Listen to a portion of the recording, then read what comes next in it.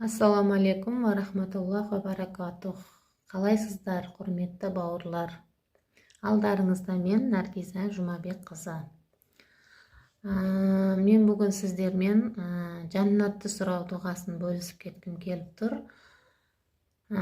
Бұл дұға өте қысқа болғанымен жүрекке өте әсерлі. Бұл дұғаның айтылуы: Аллахумма инни әсәлүкәл жанната ва аузу бика минан нар.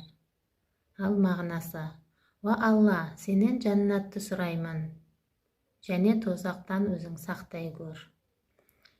Егер инша Аллах тағала баршамызға өз жаннатының төрінен жай берсін, және тозақ отынан сақтасын.